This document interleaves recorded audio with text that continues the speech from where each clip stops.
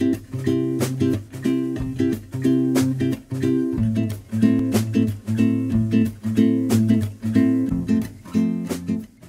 addition to letting you adjust and add pre-recorded audio files, iMovie gives you the ability to record your own voiceover narration in real time while watching the movie.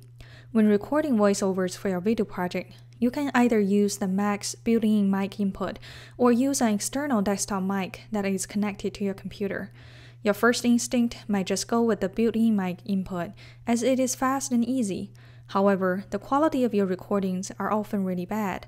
In this movie, I will introduce you two types of USB desktop mics offered at the library that not only will help you improve the quality of your recordings dramatically, but they are also super easy to use.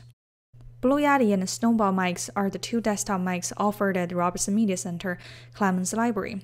They're both great for recording voiceover narration, podcast, or interviews.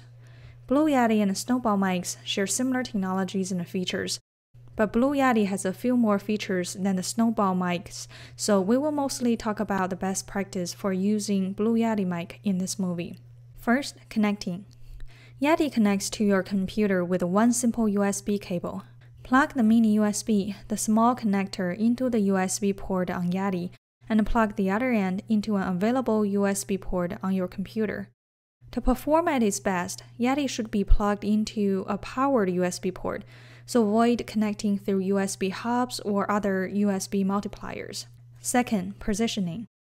Make sure to set up the front of the desktop mics perpendicular to the sound source instead of talking to the end of the mics directly. The front of the mic is the side of the microphone with the blue microphone's logo. You can easily adjust the position of your mic by loosening up the knobs on the side of the mic. Just remember to tighten the knobs back when you finish adjustment. 3. Choosing the right pattern modes. There are 4 pattern modes provided by Blue Yeti. Here's an overview of the 4 patterns: stereo, cardial, omnidirectional, bidirectional, or figure of 8. So the first one is stereo, which means it records sound both from the left and right. This is great for instrument recording to get your right and left separation. Or for voice and vocals, it gives you an open, natural room sound. The second pattern is cardio. Cardio is the most commonly used mode and can be useful in most any situation. If you are recording vocals, a podcast, a voiceover, cardio is likely your best choice. When recording in cardio, sound directly in front of the microphone is picked up, while the sound at the rear and sides of the microphone is not picked up. Therefore, you will want to arrange the source directly in front of the microphone. The next one is omnidirectional. Omnidirectional means that the microphone picks up sound equally from all directions. This setting is perfect for recording a group of musicians all playing at the same time, recording a conversation between multiple parties around the room, a conference call, or any other situations where you want to capture the ambience of being there. Because sound is picked up from all directions in this mode, the orientation of the microphone isn't crucial, but as a good rule of thumb, start by orienting the front of the microphone at the primary sound source you wish to record.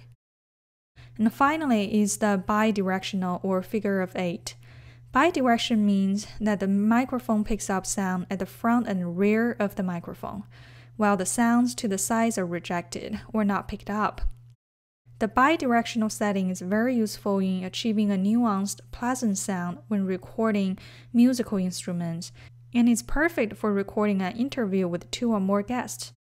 By placing the microphone between 2 or more subjects, you can achieve a natural sound without the complexity of using multiple microphones. To change the pattern, use the pattern knob on the back.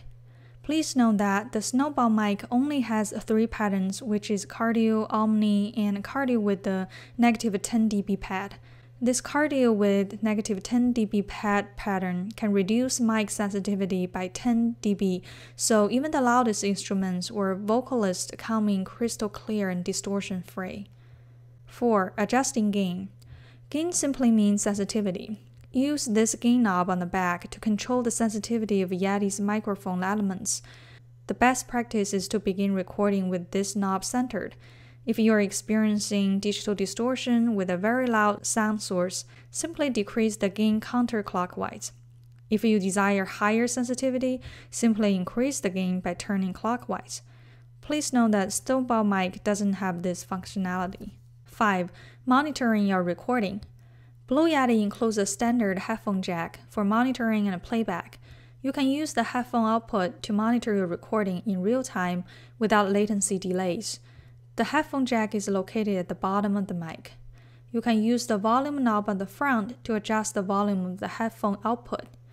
Snowball mic also does not have this feature. 6. Make sure you have the mics unmuted during recording.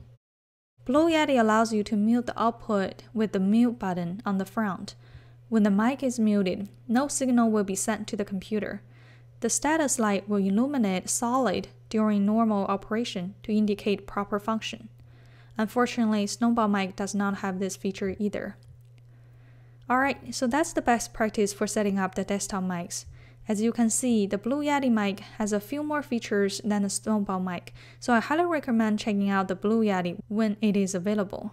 In the next movie, I will walk you through the process of recording a voiceover with both the desktop mics and iMovie.